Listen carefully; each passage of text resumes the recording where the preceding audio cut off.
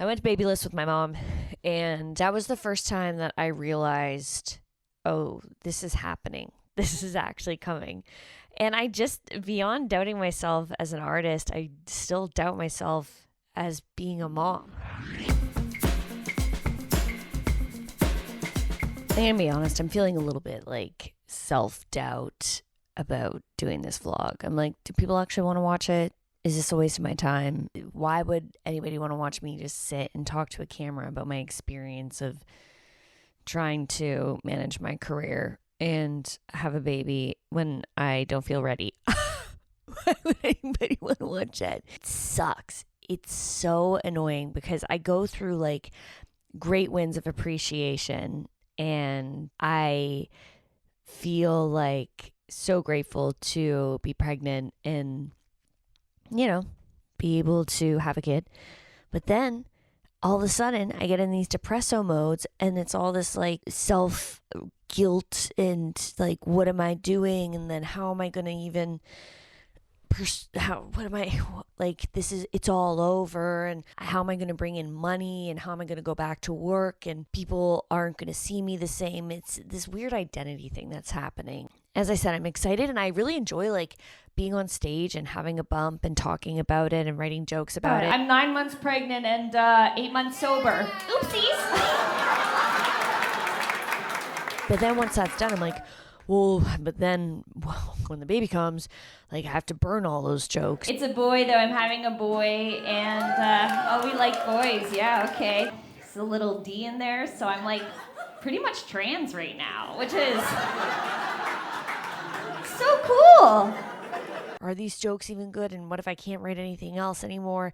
And I don't have that much stage time. Is it because I'm pregnant? Or like maybe I'm not even supposed to be on stage because I'm subjecting myself to germs, and the thoughts are crazy. I think that it all started to kind of really hit me when I went to Babylist, the store, to try on all the things and create a registry. Registries too, to me, are just really weird because it's just you're making a list of all these gifts for people to get you, and it just feels greedy. I know that it's for the baby, but I just was very uncomfortable when I went there. That was the first time that I realized, oh, this is happening. And I just, beyond doubting myself as an artist, I still doubt myself as being a mom. The Titan. Yeah, I know you're like, what's going on? I'm like, you can grab this is too strap. real. I can't imagine, and I also don't know what to expect, and I don't feel prepared at all. So I went to Babylist with my mom. You know, the baby can't breathe, you know that, right? Tried on a bunch of carriers. Now, the thing about these carriers is they are so expensive. You don't know what your baby's going to like. And it's the weirdest place because I go in and I'm very like, I'll throw whatever fits on and I kind of do my makeup. Not really, sometimes not. I haven't even brushed my hair right now. And there was the hottest pregnant women in there. Like this one bitch just had this like tight cashmere dress on and her hair was done. And in my head, I'm like, is she coming from her baby shower and her bump? And she was there with her hot sister and this like beige vest and matching beige pants, and they were just like checking out all the expensive cribs and, you know, just sitting in the chairs, the recliner chairs, the automatic recliner chairs, might I add, which are the really expensive ones. This one is just do it with your hands, but the ones that are automatic recliners, they're like $2,000. I'm like, are we supposed to be buying chairs that are $2,000 to breastfeed a child for a year? I don't even have a couch that's $2,000. Anyways, it made me a little bit insecure. I'm going to be honest, but clearly I'm spiraling from insecurity right now. I'd love to say it's the hormones, but I've always had a lot of self-doubt and insecurity, and it comes in waves. But I guess when you also are about to be a mom and have a lot of pressure to get your shit together before a baby comes, then that's going to make me spiral a little bit more. It's fine. Oh, I just realized that I scratched my legs a lot and they're bleeding, and I'm scared I got blood on the chair and my husband will kill me because I'm the one, I spill everything and then he gets really annoyed. I didn't get blood on the chair.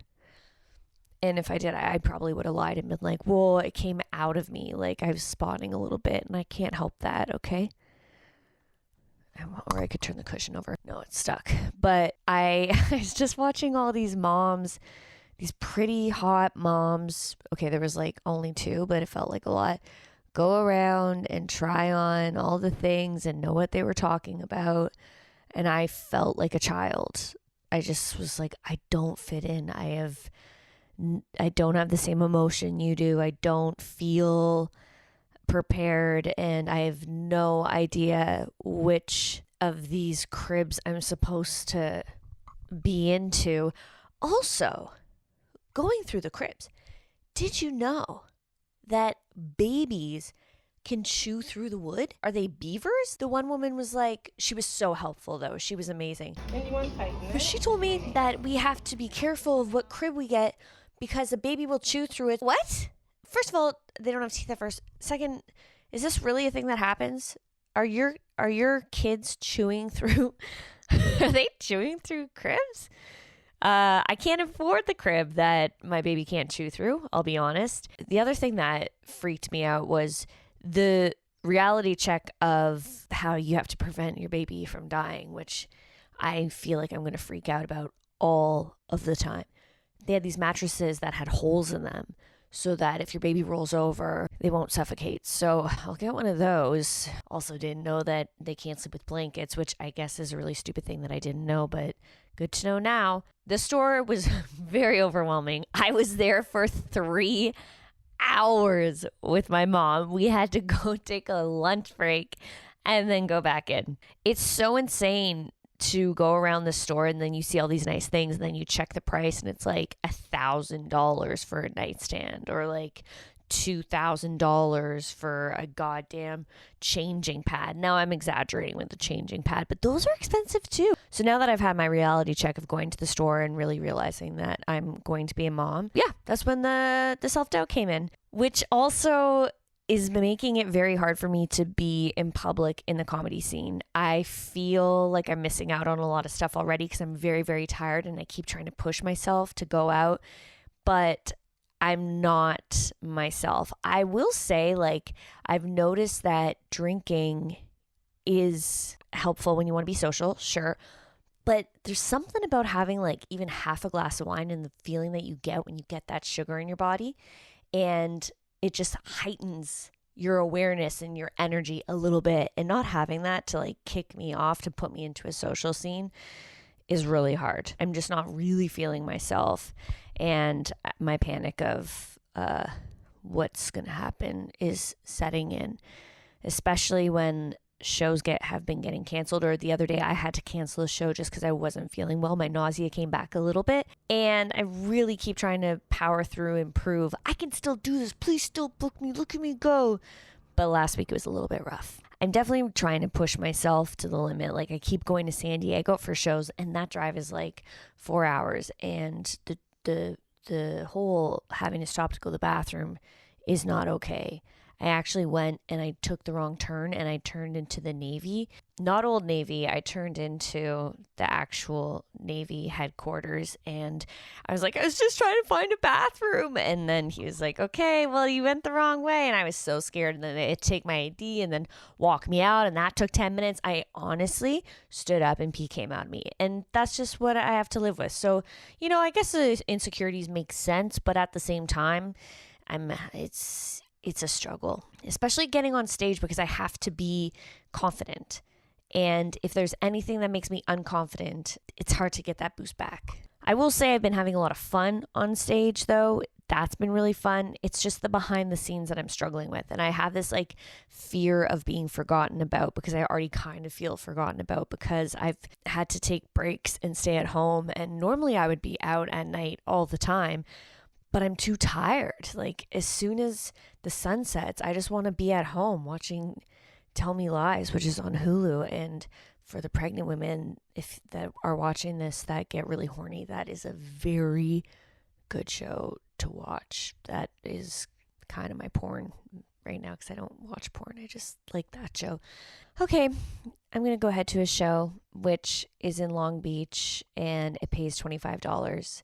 And I wish I didn't take it, but I did because I was so afraid and paranoid of not getting that many shows this month. And then what am I going to do once the baby comes home? Can't get up. But $25 to drive to Long Beach is shit. It's going to be over an hour drive, and I'm pregnant, and I really tried to set boundaries. But then I got a little bit fearful, and then I hit him up and said, you know what? Actually, I'll do it. And I regret it. So I maybe need to stop acting in fear and just accept what's happening as I feel the alien moving around inside of me. But I don't think I can actually stop grinding it out yet, because honestly, I kind of feel like a failure.